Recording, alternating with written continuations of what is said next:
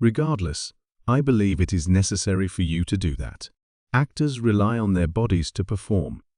The roles you're portraying are irrelevant. The Herschel Humanitarian Award is bestowed upon Charlton Heston with the utmost pride on my part. Upon my icy, lifeless fingers. More than 100 films featured him. He picked up an Oscar. Along with Martin Luther King, he marched. These brave, astute individuals were fully aware of the significance of the Declaration of Independence they signed, advised everyone that they would give their lives for it. Charlton Heston said something in his final interview that Peter Jennings found unsettling. With his 60-year-old wife by his side, the 77-year-old actor, who became famous for his portrayal of Moses, stated that he was suffering from mental decline. Filming halted because the team was taken aback. The man who had previously been America's most influential voice was met with silence. The actor Charlton Heston came into this world in Cook County, Illinois, as John Charles Carter on October 4, 1923. It took 11 days for his birth certificate to be filed, and it was named as Charlton Carter. Although he claimed Wilmette as his birthplace in his memoirs, the majority of government data indicate Evanston as his actual birthplace. His background was initially murky due to the mix-up. Naturally, nevertheless, that is correct. Those rare guest spots on SNL Letterman and The Tonight Show. Growing up in the Michigan woods near St. Helen was his favorite place. A solitary and peaceful spot it was. He eventually came to refer to himself as a scrawny woodsman because he went fishing and hunting nearly every day.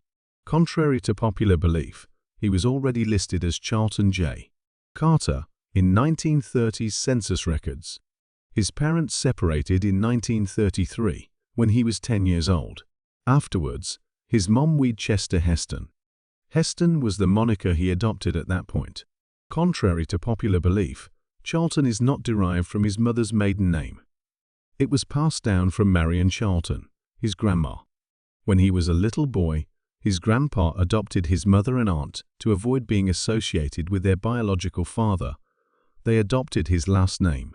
No matter how famous or elderly Heston got, his nickname remained the same. Chuck was the name he was known by those closest to him. His film debut was in Peer Gynt in 1941, when he was 17 years old. It was peculiar that, despite sound movies having been around since the 1920s, it was a silent film. Even Alan, his younger brother, had a bit part. Although it wasn't a huge budget picture, this film was fearless. Utilizing Norwegian music, it endeavored to remain faithful to the original drama. Because of the eerie quiet, one reviewer remarked afterwards, "By this point, even Charlie Chaplin had become tired of silent movies." Despite its reputation as one of Heston's lesser parts, critics regarded it as his entry into the film industry. He enrolled at Northwestern University in the same year. Lydia Clark was someone he met in a theatrical class in the spring of 1941. Working long hours, he was poor, timid, and unpopular. While the sun was shining, he worked any job he could get his hands on, including operating elevators. Regardless, Lydia caught his eye. Their love blossomed rapidly. They tied the knot in Greensboro, North Carolina, on March 17, 1944. Until his death in 2008, they remained a couple for 64 years. They brought up 2 kids, Holly Heston Rochelle and Fraser Clark Heston. Their friendship endured the separation caused by filming. After 9 years of marriage, Heston claimed he still felt more affection for his wife than he had on their wedding day. When he made an appearance on Suspense on March 15, 1949, he officially began his career in television. His first appearance on Studio One was on June 15, 1949, which was a few months later. He got to play multifaceted characters on that show. On December 12, 1949, he portrayed the role of Edward Rochester in Jane Eyre.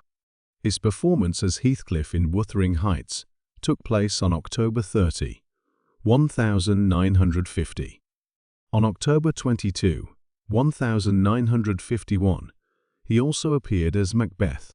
He matured during these jobs. Studio One had more funding and better sets from the CBS crew compared to other shows. At first, Heston appeared stiff to some. His presence and commanding voice, however, were recognized by others. There was no mistaking his presence. More than 500 scripts each week were going into the show by 1955. Heston was maturing into an actor of note. The fact that Bette Davis says, "It makes you believe it to be real."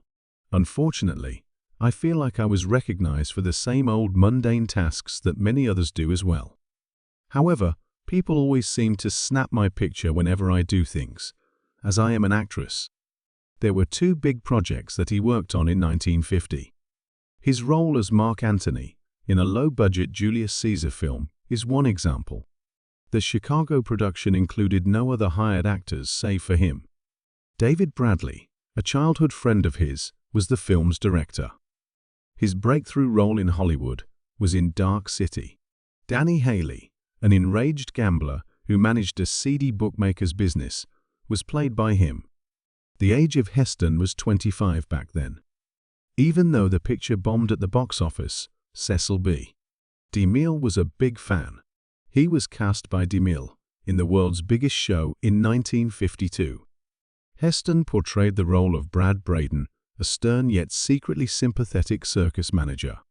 He was praised by critics for bringing a Bogart-esque grit to the part. The Academy Award for Best Picture went to the picture. That part established Heston's ability to star in a big picture. Two adventure films featured him in 1954. It all started with The Naked Jungle. He portrayed the role of plantation owner Christopher Leiningen, who was coping with a stressful marriage and an army ant infestation. The ant scenes were groundbreakingly animated by director Byron Haskin. The film's daring depiction of the sexual tension between Heston and Eleanor Parker was praised by critics. His next stop was Peru, where he filmed Secret of the Incas. Machu Picchu was the site of its first major Hollywood film production. 15 members of the crew and 500 local extras were involved. He portrayed the role of Harry Steele, a man on a quest to recover a long-lost relic. In subsequent years, the part would serve as inspiration for Indiana Jones. Peruvian tourism also saw a surge due to the film. The casting process for DeMille's 10 Commandments started later in 1954. Playing Hopalong Cassidy, William Boyd was his first choice. Boyd declined due to his involvement with television. Rock Hudson, Kirk Douglas, Dan Daly, and Jeff Chandler were the next actors that DeMille examined. The moment the Israeli government presented DeMille with a sculpture of Moses by Michelangelo was a watershed moment. He couldn't help but notice the striking likeness to Heston in that sculpture. That aided his decision-making process. He still had his reservations. Despite DeMille's criticisms in his diaries, he cast Heston for the role, despite his unattractive appearance and ominous aura. Finally, something unexpected happened. Fraser, Heston's son, had been born not long ago. Henry Wilcoxon, the producer, proposed that he play the role of infant Moses in the scene set in the basket. His age was a little 3 months, and DeMille was in agreement. Heston ended up portraying God's voice in the scenes set in the burning bush as well as Moses.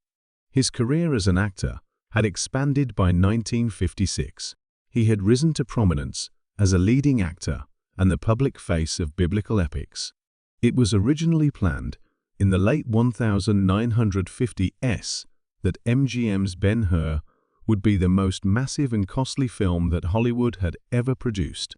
However, it became a lengthy and tangled process to find the ideal actor to play the major part. They did not initially choose Charlton Heston. Not even close to being at the top of the list was he. The role was initially extended to Burt Lancaster by the studio. Refusing it, he declined. The script, in his opinion, was dull and disrespectful to Christians. Paul Newman was the next stop. His 1954 biblical picture, The Silver Chalice, in which he appeared, bombed. Newman was still ashamed of it and had no desire to do it again. To top it all off, he made a joke about how he couldn't possibly wear a Roman costume. Marlon Brando was also unsuccessful.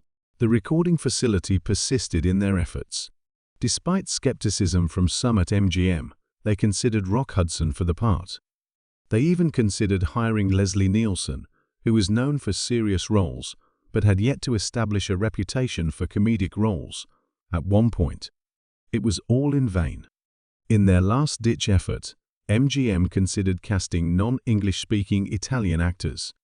William Wyler then enlisted the help of Charlton Heston. Already in 1956, Heston got the role of Moses in the Ten Commandments. The voice was in him. The charisma was in him. Plus, he appeared to be the kind of guy who could steer a Roman chariot. It was a huge production. $1 million was spent alone on the chariot race. The filming process spanned 3 months and 5 weeks. More than 200 miles of track were actually covered in the event. Upon his arrival in Rome, Heston immediately began training. He rode a chariot for 3 hours every day. He needed practice with the horses and the twists and turns. To shield his eyes from the dirt that would shoot up into his face, he donned special contact lenses. The race's most iconic moment was really the result of an accident. The famed stunt coordinator Yakima Nutt had a son named Stuntman Joe Nutt. Joe got smacked hard to the ground after being flung high into the air during one jump. He pulled through with only a bruised chin. In the end, Wheeler incorporated that actual footage into the film. In the middle, he inserted close-ups of Heston re-entering the chariot. That scene went down in cinematic history as a watershed moment. For the show, 78 horses that had been trained in Sicily and Yugoslavia were imported. Unlike the other teams, Heston's utilized Andalusians instead of Lipizzanes.